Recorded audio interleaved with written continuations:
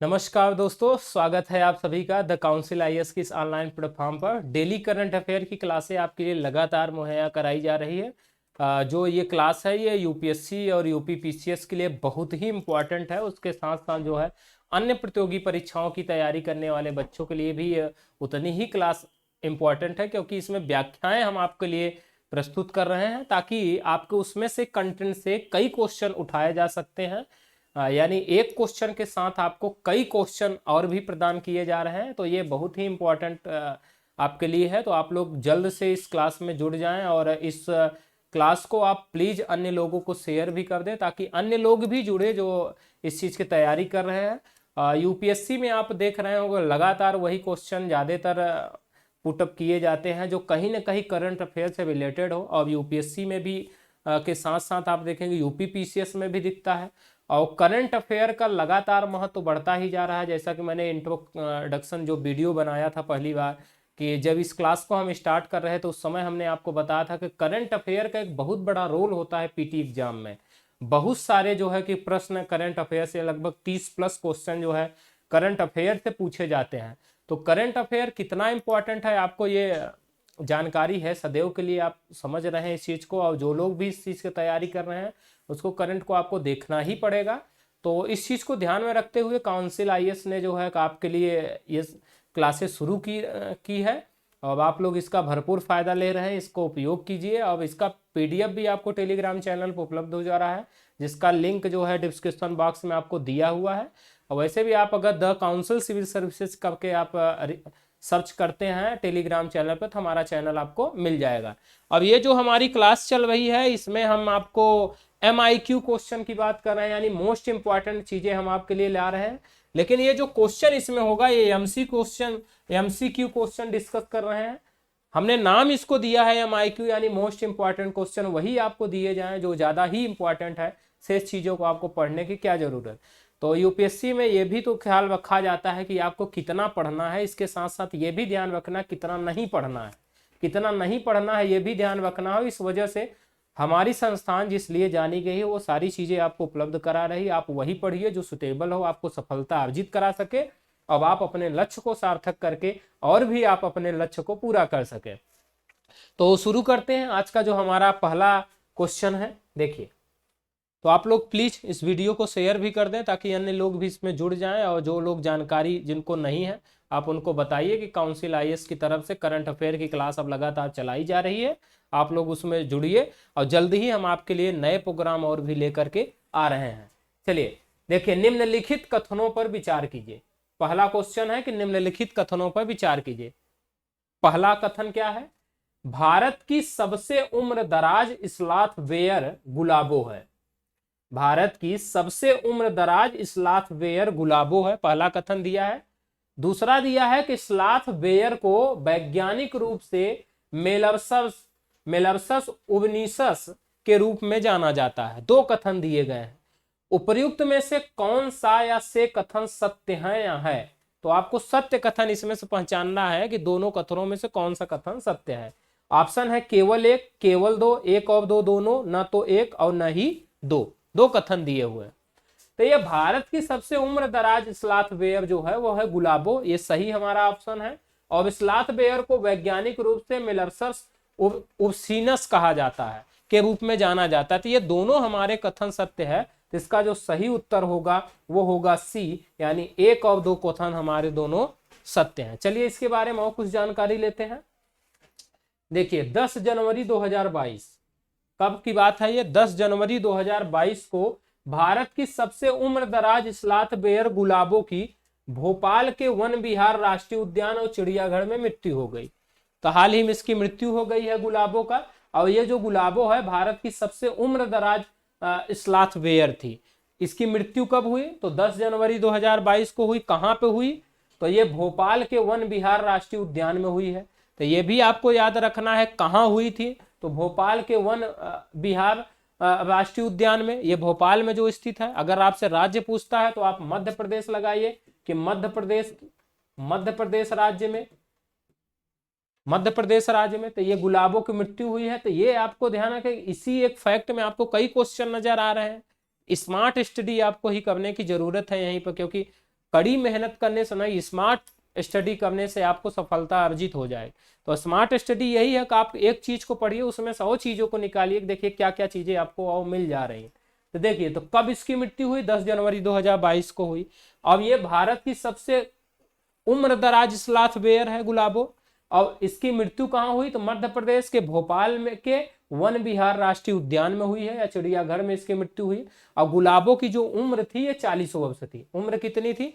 40 वर्ष इसकी उम्र थी। अब स्लॉथ बेयर को जो है वैज्ञानिक रूप से मेलर्सस ओवनिसस के रूप में जाना जाता है। अब यह एक मायर मैकोफैगस भालू प्रजाति है, जो भारतीय उपमहाद्वीप के मूल निवासी है। तो भारतीय उपमहाद्वीप की मूल निवासी रही है। और ये जो है कि वे फल, चींटियों और दीमक का भोजन करते हैं। तो ये जो है फल है, चींटियां हैं या दीमक है, इन्हीं को ये भोजन करते हैं। और निवास स्थान के नुकसान के कारण इन्हें आईसीएन रेड लिस्ट में कमजोर श्रेणी में सूचीबद्ध किया गया था। इनको जो है कि इसमें शामिल किया गया था, आईसीएन ने अपनी रेड लिस्ट में कमजोर श्रेणी में इसको शामिल किया हुआ था। आपको इस जो आपको व्याख्याएं दी गई, इसमें से 4 से 5 क्वेश्चन बनने की संभावना दिख रही है। तो आपको ये ध्यान रखना कि एक क्वेश्चन में आपसे 4 से 5 क्वेश्चन लगातार मिल रहे हैं। तो 4 से 5 क्वेश्चन आपका एक साथ तैयार हो रहा है। मैं व्याख्या आपके सामने इसीलिए प्रस्तुत करता हूं ताकि आपको कई और क्वेश्चन एक साथ तैयार हो सके, और जिस भी चीज के बारे में आप पढ़ रहे हैं उसके बारे में लगातार चीजें एक जगह आपको मिल जाए। मान लीजिए एक क्वेश्चन के लिए आपने हमें देखा, दूसरे क्वेश्चन के लिए दूसरे चीजों को देखा आप, तो आपके समय बहुत जो है कि खराब होगा। समय की बचत को पहचानना है ताकि आप अपने लक्ष्य को ध्यान कर सके। और ये जो हमारा जो क्लास चल रही है, मैं बार बार आपसे कह रहा हूं कि आपको टेलीग्राम चैनल पे मिल ही जाएगा, तो आपको भूलने की समस्या नहीं होगी। आप अगर चीजें भूल जाते हैं तो आप तुरंत अपने पीडीएफ को खोलिए उस डेट की, आप पढ़ डालिए चीजों को। यही सब कलेक्शन करके आप जैसे यूपीएससी और यूपीपीसीएस का पीटी एग्जाम होगा, तो उसमें आप इस चीज का भरपूर उपयोग कर सकते हैं। एक ही चीज को पढ़ते वक्त सारी चीजें आपको दिख जाएंगी। और उस समय हम आपके लिए स्पेशल कुछ चीजें लेके आएंगे जो बहुत ही इंपॉर्टेंट हो, किस बार क्वेश्चन आ सकते हैं, उन्हीं चीजों को हम लोग डिस्कस करेंगे। तो आपको ध्यान रखते चलना है। ठीक, बढ़ते हैं नेक्स्ट क्वेश्चन की तरफ। जो सेकंड क्वेश्चन हमारा है, सेकंड क्वेश्चन कह रहा है कि निम्नलिखित में से कौन सा गांव भारत की पहली सैनिटरी नैपकिन मुक्त पंचायत बनने जा रहा है? निम्नलिखित में से कौन सा गांव भारत की पहली सैनिटरी नैपकिन मुक्त पंचायत बनने जा रहा है? ऑप्शन है पहाड़पुर, कुंभलंगी, मनकापुर या चंदनाहा। तो आपको यह ध्यान रखना है कि भारत की जो पहली सैनिटरी नैपकिन मुक्त पंचायत बनने जा रहा है वो कुंभलंगी बनने जा रहा है। ये कुंभलंगी जो गांव है, आप देखेंगे तो केरल राज्य के कोच्चि शहर में, केरल राज्य के कोच्चि शहर में एक आपको गांव दिखाई देगा, वो है कुंभलंगी गांव। तो ये कुंभलंगी गांव जो है भारत की पहली सैनिटरी नैपकिन मुक्त पंचायत बनने जा रहा है। तो इसका जो सही उत्तर होगा वो होगा बी। चलिए जानते हैं इसके बारे में कुछ और। देखिए, कोच्चि का कुंभलंगी, तो कोच्चि मतलब केरल में है, तो कोच्चि का कुंभलंगी गांव भारत की पहली सैनिटरी नैपकिन मुक्त पंचायत बनने जा रहा है। और इस गांव ने जो है पहले भारत के पहले मॉडल पर्यटन गांव के रूप में प्रशंसा प्राप्त की है। तो इस गांव ने भारत के पहले मॉडर्न पर्यटन, तो आपको देखना है कि भारत के पहले मॉडर्न पर्यटन गांव के रूप में प्रशंसा भी प्राप्त की है। अब यह कदम जो है अवलकाई पहल का एक हिस्सा है। तो ये जो कदम है अवलकाई पहल का एक हिस्सा है। अब इस पहल के तहत, यानी अवलकाई पहल के तहत, कुंभलंगी गांव में 18 वर्ष से अधिक उम्र की महिलाओं को मेंस्ट्रुअल कप, 18 वर्ष से अधिक उम्र की महिलाओं के लिए मेंस्ट्रुअल कप बांटे जाएंगे। और इसके तहत 5000 मासिक धर्म कप बांटे जाएंगे, 5000 मासिक धर्म कप बांटे जाएंगे। तो इस पहल के तहत किया जाएगा, यानी अवलकाई पहल के तहत ये सब काम केरल में किए जाएंगे। और इसी आयोजन में केरल की जो राज्यपाल है कुंभलंगी गांव को भी आदर्श गांव घोषित करेंगे। तो जो केरल की राज्यपाल है वो इसी में जो है कि आप देखेंगे तो कुंबलंगी गांव को एक आदर्श गांव भी घोषित करेंगी। और फिर आगे हम देखते हैं कि कुंबलंगी एक द्वीप गांव है। तो कुंबलंगी गांव के बारे में अगर कुछ चीजें आपको जानना है तो ये जो कुंबलंगी है एक द्वीप गांव है जो केरल के कोच्चि शहर के, कहां पे, केरल के कोच्चि शहर के बाहरी इलाकों में स्थित है कुंबलंगी।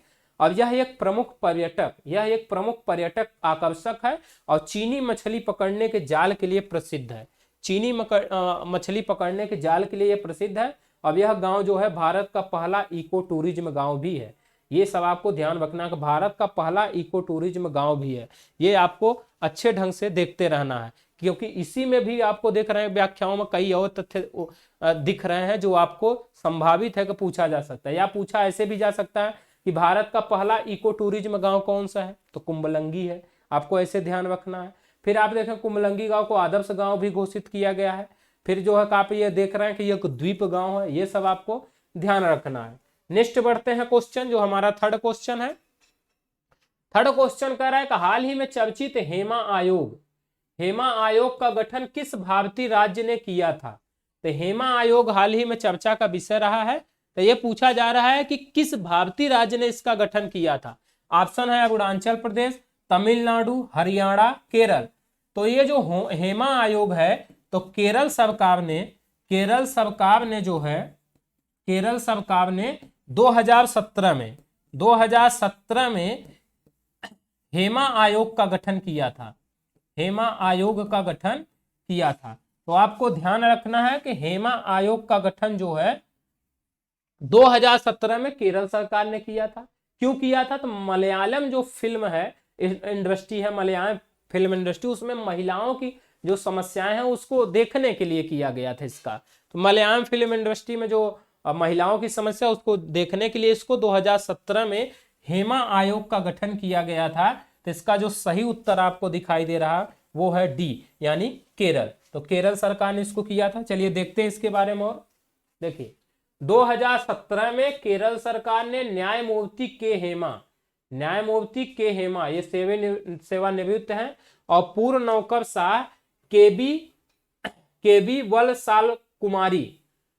वलसाल कुमारी और अभिनेत्री शारदा की अध्यक्षता में 3 सदस्यीय आयोग का गठन किया था। अब ये जो हेमा आयोग है इसमें 3 सदस्य थे। तो एक तो आपको न्यायमूर्ति के हेमा जो अध्यक्षता कर रहे थे, फिर बी बलसाल कुमारी और अभिनेत्री शारदा की अध्यक्षता में इसको गठन किया गया था। अब इस आयोग का गठन जो है मलयालम फिल्म उद्योग में महिलाओं के सामने आने वाली समस्याओं की जांच के लिए किया गया। जो मलयालम फिल्म उद्योग है उसमें महिलाओं के सामने क्या समस्याएं आती हैं उसकी जांच के लिए इसको किया गया था। अब इसमें कितने सदस्य हैं, 3 सदस्य है। 2017 में इसका गठन किया गया था। तो ये चर्चा में क्यों रहा, देखिए केरल सरकार ने हाल ही में न्यायमूर्ति हेमा आयोग की रिपोर्ट जो आई थी उसकी सिफारिश को लागू करने के लिए अध्ययन करने और योजना बनाने के लिए 3 सदस्यीय पैनल का गठन किया है। अब आपको यह देखना है कि ये जो हेमा आयोग है इसने जो रिपोर्ट दी थी, जो रिपोर्ट दी और जो सिफारिश की उसको ध्यान में रखते हुए उसको लागू करने के लिए, उसका अध्ययन करने के लिए, उस पर योजना बनाने के लिए एक 3 सदस्यीय पैनल का गठन किया गया है हाल ही में केरल सरकार द्वारा, जिस कारण ये चर्चा का विषय बन गया। तो इसमें संभावित है कि क्वेश्चन पूछे जा सकते हैं। तो किससे संबंधित है आपको याद रखना है कि मलयालम फिल्म उद्योग में महिलाओं के सामने आने वाली समस्याओं की जांच के लिए इसको किया गया। चलिए बढ़ते हैं नेक्स्ट क्वेश्चन। हमारा जो चौथा क्वेश्चन है कि हाल ही में पहचान की गई जाई लोफगा नंदनी किसकी एक प्रजाति है, पूछा जा रहा है। हाल ही में पहचान की गई जाइलोफगा नंदनी किसकी एक प्रजाति है। ऑप्शन है मोलस्क, तितली, मेढक या सर्प। तो ये जो है मोलस्क की प्रजाति है। किसकी है, मोलस्क की। इसका जो सही उत्तर होगा ए होगा। देखिए इसके बारे में कुछ और। केरल और ब्राजील के शोधकर्ताओं की एक टीम ने जाइलोफगा नंदनी नामक एक दुर्लभ गहरे समुद्र में रहने वाले मोलस्क की एक नई प्रजाति की पहचान की है। कहाँ ये रहते हैं, तो एक गहरे समुद्र में पाए जाने वाले मोलस्क की एक नई प्रजाति का पहचान की गई है। और जाइलोफैगेडो परिवार से संबंधित इस मोलस्क की पहचान पूर्वी अरब सागर में से की गई है। तो पूर्वी अरब सागर से इसकी पहचान की गई। अब इस प्रजाति का जो नाम है ये प्रोफेसर विजय नंदन ये जो है डीन समुद्र विज्ञान के सकाय कोचीन विज्ञान और प्रौद्योगिकी विश्वविद्यालय के नाम पर रखा गया है। तो प्रोफेसर जो विजय नंदन है इन्हीं के नाम पर इसको नामकरण किया गया है। चलिए देखते हैं नेक्स्ट क्वेश्चन कि हाल ही में चर्चित माघ मेला 2022 किस राज्य में आयोजित होने वाला वार्षिक धार्मिक मेला है। तो आपको पूछा जा रहा है कि माघ मेला 2022 किस राज्य में आयोजित होने वाला वार्षिक धार्मिक मेला है। ऑप्शन है मेघालय, उत्तर प्रदेश, आंध्र प्रदेश, महाराष्ट्र। तो इसका जो सही उत्तर है वो है उत्तर प्रदेश, यानी उत्तर प्रदेश में माघ मेला 2022 का आयोजन किया जा रहा है आपके उत्तर प्रदेश के प्रयागराज में इसका माघ मेला चल रहा है। तो देखते हैं इसके बारे में कुछ और चीजें। देखिए 47 दिन का ये मेला लग रहा है। वार्षिक धार्मिक मेला माघ मेला 2022 का उद्घाटन उत्तर प्रदेश के प्रयागराज में संगम के तट पर हजारों तीर्थयात्रियों ने पवित्र स्नान के साथ किया गया इसका। और संगम 3 नदियों गंगा, यमुना और पौराणिक सरस्वती का पवित्र संगम है। और यह मेला आमतौर पर मकर संक्रांति के अवसर को चिन्हित करने के लिए आयोजित किया जाता है, यानी मकर संक्रांति के दिन से यह शुरू हुआ है। ये 47 दिवसीय मेला चलने वाला है। चलिए बढ़ते हैं नेक्स्ट क्वेश्चन की तरफ। 6 नंबर क्वेश्चन है कि हाल ही में एक दुर्लभ समुद्री सांप हाइड्रोफिश गैसलिस किस राज्य या केंद्र शासित प्रदेश में देखा गया है। तो किस राज्य या केंद्र शासित प्रदेश में इसको देखा गया है। ऑप्शन हमारे मिजोरम, अंडमान निकोबार द्वीप समूह, केरल या लद्दाख। तो इसको जो है समुद्री सांप हाइड्रोफिश जो गैसलिस है इसको हाल ही में केरल में देखा गया है। तो इसका सही उत्तर होगा सी। देखिए जल पक्षी गणना के दौरान पक्षी देखने वालों की एक टीम द्वारा एक असामान्य समुद्री सांप देखा गया। अब हाइड्रोफिश गैसलिस छोटे सिर वाला समुद्री सांप केरल के तिरुवनंतपुरम में पेरुमाथुरा तट पर देखा गया है। तो केरल के तिरुवनंतपुरम आप देखेंगे पेरुमाथुरा के तट पर इसको देखा गया है। तो ये चर्चा का विषय बन गया। चलिए नेक्स्ट क्वेश्चन है हमारा कि हाल ही में किस प्रौद्योगिकी प्लेटफॉर्म ने जागरूकता वोटर अभियान शुरू किया है। हाल ही में किस प्रौद्योगिकी प्लेटफॉर्म ने जागरूकता वोटर अभियान शुरू किया गया। ऑप्शन है ट्विटर, फेसबुक, याहू या गूगल। तो हाल ही में जो है ट्विटर ने जागरूकता वोटर अभियान शुरू किया है। तो इसका जो सही उत्तर होगा वो होगा ए, यानी ट्विटर। देखिए इसका माइक्रो ब्लॉगिंग प्लेटफॉर्म ट्विटर ने जागरूकता वोटर अभियान शुरू किया और जिसका उद्देश्य है नागरिकों को वोट देने से पहले सही ज्ञान के साथ सशक्त बनाना है। इसका यह उद्देश्य है। अब इस पहल की श्रृंखला का उद्देश्य मतदाताओं के साथ मंच के जुड़ाव को बढ़ावा देना है। तो आज की क्लास में हमने 7 क्वेश्चन को लिया हुआ है। आप इसको देखिए और प्लीज आप लोग इसको शेयर भी करें ताकि अन्य लोग भी इसको जुड़ सके। अब ये जो है कि आप पीडीएफ भी इसकी लेते जाइएगा और लगातार आप बने रहिए प्लीज। आप लोग आपके सहयोग के बिना ये सब अधूरा रहेगा। आप सहयोग देते रहिए। आप अपने जिस तरह से संस्थान को देते रहे उसी तरह आप इस क्लास को आप देते रहिए। अब आप सफल होते जाइए, अपने लक्ष्य को प्राप्त करें। यही हम सबकी शुभकामनाएं हैं।